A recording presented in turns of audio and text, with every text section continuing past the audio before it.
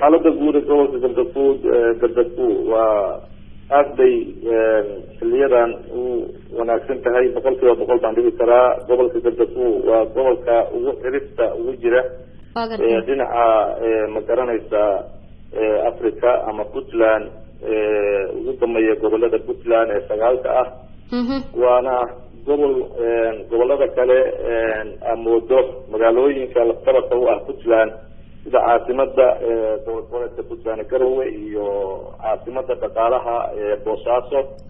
labada baad uga fog oo taasina ay sabab u tahay dhinaca wadooyinka oo aan helin yani waxyaalihii ay u baahnayd intii dawladda sameysay ay ka baxday marka sida dadkeed gobolkaani waa gobol aad muhiim ugu ah guud ahaan Soomaaliya taasatan dawladeena Puntland marka xaaladiisa guud hadda aad bay u wanaagsan tahay dhinaca hadii aan fiirino caafimaadka oo kale baahiyo way ka jiraan oo baahiyo badan baa ka jira oo gobolku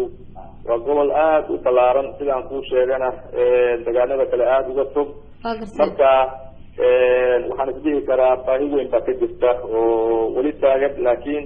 waxaan aad ugu mahad celinayaa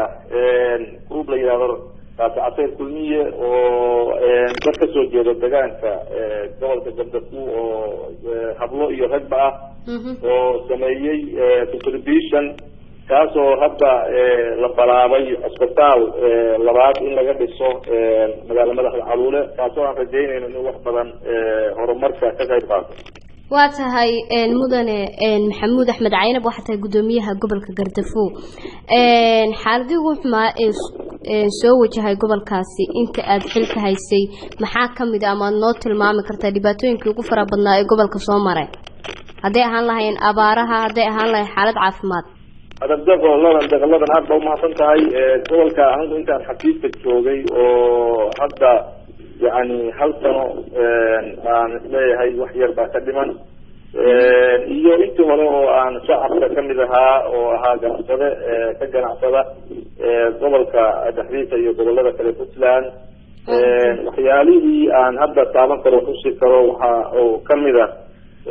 runtii abaarihii guud ahaan Soomaaliya ku habsaday qaasatan goboladeena ama dawladeena Puntland gobolkan saameyn ayay ku lahaayeen meelaha qaybtood oo waliba aan isdhihi karo waxay aad iyo aad u ragaadiyeen ma garanaysaa dhinaca xoolaha ama dhulka baadiyaha ama tuulooyinka yani la halmaala xoolaha ku tiirsan taasoo gobolku uu yan lahayn in badan eelasha riigyada ah markii abaartu dhacdo dadku waxay ku baxsadaan eelasha riigga ah gobolka guud ahaan laba riig baa ku yaal oo midna ku yaal magaalada Xaaqo midna ku yaal magaalada Taageer kuwa kaleeto waa baargaal ku yaal marka arrintaasi waxay aad iyo aad u saameysay dadka xoolo dhaqatada ah waxa kaleeto oo waxyaalihii ma garanaysaa intii aan xasuusto kamid ahaa waxyaalaha soo maray gobolka dhinaca ma garanaysaa badda oo kaleeto oo yani gobolka Gardafu waa gobolka Puntland yani inteeda kale sideeda kale gobol markii la isku daro dhinaca badda saddex markii loo qaybiyo badda Puntland laba meelood iyo ka badan waa gobolka Gardafu wuxuu ka kooban yahay saacadka adeerkan degmo waxay ku yaaleen xeeb halka gobolada kaleeto sidaad ogtahay gobolka Karkaar waxaa xeeb ku yaal Bayla iyo Xaafuun oo wax yar isu jira gobolka Mudug waxaa ku yaal bad Garacad oo hoosta tajriiban gobolka Nugaal waxaa bad ku yaal degmada Ayl gobolka Bari waxaa bad ku yaal degmada Qandala sidoo kaleeto waxaan isleeyahay gobolka Sanaagna ulada Laas Qoray ayaa bad kaga taalay gobolka Galbeedku waa badda ugu ballaaran Puntland taasoo sidaad ogtahay ay yani ka jirto jiriif aad u fara badan oo waliba aan isdhihi karo dawladahan hadda ilaaliya badda oo xilligii burcad badeeda soo galay badeena oo ku soo galay ilaalinta burcadbadeeda ama ka hortagida burcadbadeeda ayaa dhibaato ku noqday oo waxaa la isdhihi karaa dawlad kasta usoo dirtay inay burcadbadeeda wax ka ilaaliso waxay usoo dirtay intaas oo maraakiib ah oo diriifaya taasina waxay ku yeelatay saameyn dhinacii yani gobolku ku tiirsanaa dhinaca badda. waa tahay gudoomiye maxamed axmed caynab dhinaca badda ayaad ka hadashay mararka qaar ma dhacdaa in xagga badda gobolka laga soo waro oo macnaha burcadbadeed oo kale ay badda soo galaan? aad baa umahadsan tahay degoladan gobolka anigu intii aan joogay waxaa jiray markabkii 13 oo uraraa ganacsato Soomaaliyeed sida aan xogta ku helaynay oo ay dhalinyaro deegaan ka soo jeeday ay tuulada xaafad ku qabsadeen taasna si nabadgelyo ay arrintiisa lagu xaliyay laakiin guud ahaan wax ma garanaysaa isku day uu jiray oo sidaad og tahay gobolka Gaardafuu wuxuu ma garanaysaa yani la leeyahay ama dhinaca badda ka kulaalaa yabanta gobolka Gaardafuu wuxuu aad xilligii burcadbadeeda ugu nuglaa inay yani ka hawlgalaan burcadbadeedu oo maxaa yeelay xeebtiisu aad u dheer laakiin way jireen marar isku day ka dhacay oo ay burcadbadeed haraagii ka hara isku dayeen inay ka duulaan laakiin intii hadda muddo ahayd ama intii anigu aan xafiiska hayay wax burcadbadeed ay soo qabsatay doonba ha ahaatee oo madax furasho laga qaatay gobolka guud ahaan ama burcadbadeed ka soo jeeda deegaanadan ama deegaankan intay ka fuushay ama ka hawlgashay meel kale ama gobol kale geysay oo madax furasho uga qaatay gaadiidka badda ma aysan jirin adeer. waa tahay gudoomiye mararka qaar gobolku ma leeyahay